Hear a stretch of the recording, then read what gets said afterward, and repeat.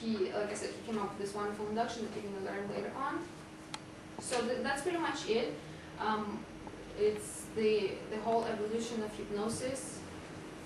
If you guys have any questions, you can ask me. You said Erickson was the one that would tell tales? Yes. Yeah. Was the purpose there to bore them into losing track, or I'm not being a smartass when I say that. No. I'm gonna read something to you actually from Milton Erickson. I don't know if they were bored, but they were really entering a trance-like state, and they were relaxing almost into the sleep-like state. Maybe bored, but these stories were interesting. They were very kind of invigorating. You know, like you. May I answer that? Yeah. Erickson tried to make the stories geared specifically to the interest of the person, so the person wasn't bored because it was about something they were very interested in. Like, for instance, somebody might come in and say, oh, I love my grandson, isn't he? Here's his picture, isn't he beautiful? And then, so Erickson would start to tell a story about his grandchildren.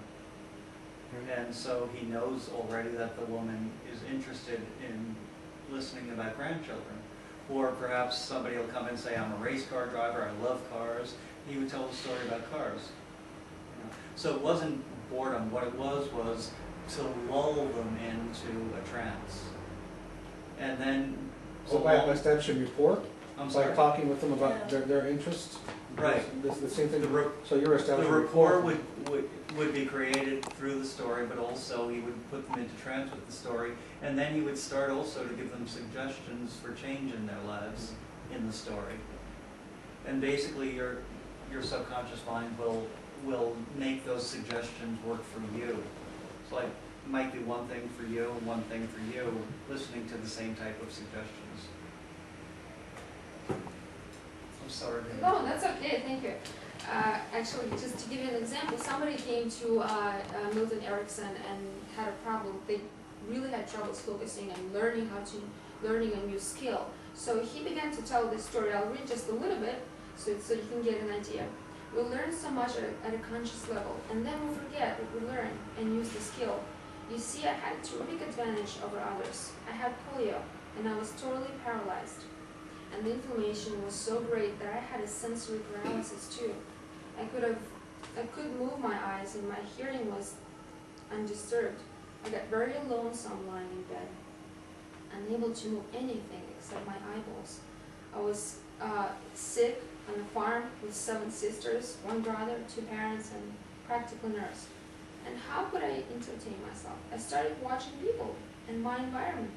I soon learned that my sister could say no when they meant yes, and then they could say yes when they meant no at the same time. They could offer another sister an apple and hold it back. I had a baby sister who had begun to learn to creep. I would have learned to stand up and walk, and you can imagine the intensity with which I watched my baby sister grow from creeping to learning how to stand up. And you don't know how you learned how to stand up. He was telling to a client, you don't know how you learned because we forget how we learn, how we begin to walk. So he told the entire story what it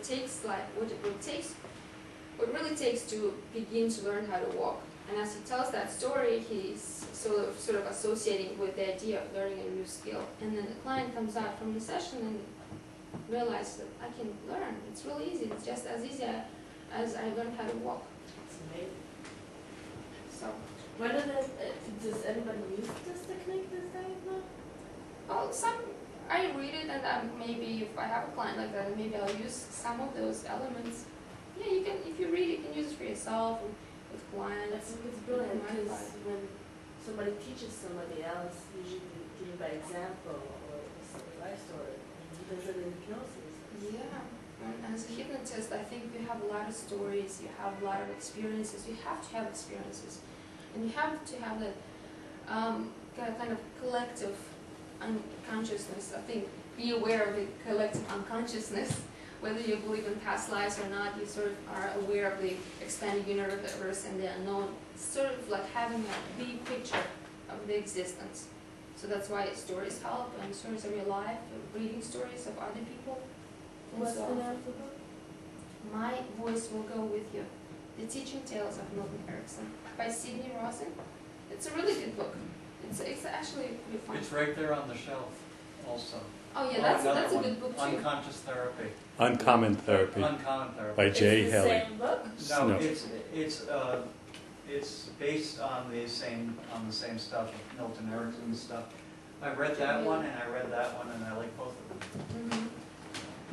I really like this. So good luck everybody in your new teaching, your new learnings, and I'm sure you're going to use hypnosis in your life, whether you use it with clients or for yourself in your life, in marketing, negotiating, and just being happy every day. Thank you. Thank you.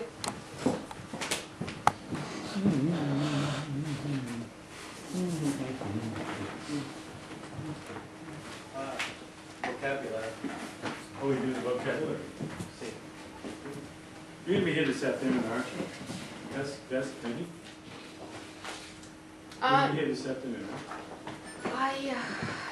Probably not, but if you want me, I can come back tomorrow or Sunday and show all the inductions and element you or want- any you of wanna the do some samples tomorrow morning? samples tomorrow. Yeah. And we'll start that You want me off. to do early afternoon? Yeah, because you look better on videotape than I do. In the morning, right? We did that little videotape, you know, for the Hypnosis Center. You don't like when I say this. But all the comments that came back, Elena's a babe. I said, what about my part? I said, yeah, we fast forwarded. And that's his mother saying That was my father. Your mother is so cute. I saw her on YouTube. Oh, you saw her on YouTube? Yeah, she's just like you. She's on crack. Why she live on YouTube? Because when I took that camera out of the box, she was sitting across from me. That's why she's on YouTube. I said, Mom, say hello. Is that a camera? No, Mom. that. Are you taking a picture of me? Yeah. And that's her I just exact saw that words. too. Yeah. Kim. She's such a... Not like me. What are we doing next? We're doing vocabulary. Vocabulary. Any questions? Like she said, just to sum it up, it has a long history. It's not been called hypnosis, but the ancient Egyptians, like she said, the ancient Greeks, if all the salves and lotion didn't work, they put you in these sleep temples, and they'd say these pretty much positive affirmations. You're healing, whatever. You know, over the years, it evolved. Emile Coué, like she said, in France. When one statement healed thousands of French people. But just think, it was a time before MTV. They didn't have cable. They didn't have it. People came from miles to see somebody juggle or something. And one statement, which I used in Silver a lot, was every day in every way, I'm getting better, better, and better. Just people repeating that. They believed in the magical. Yeah, it was a big statement. It healed a lot of people. Do you have a reference, or is there a study that I can look up that talks about hypnotic techniques before Mesmer?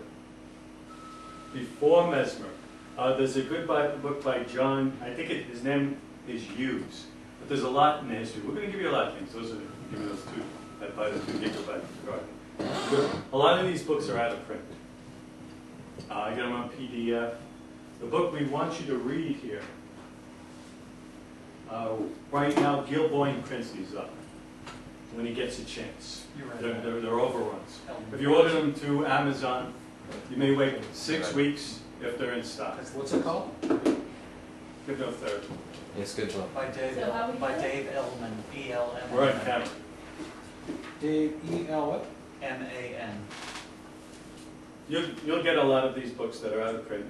We'll give you the PDFs. They've been scanned because, you know, I purchased a lot of these books by going to Vermont, you know, old bookstores, searching online. Some I paid a lot of money for.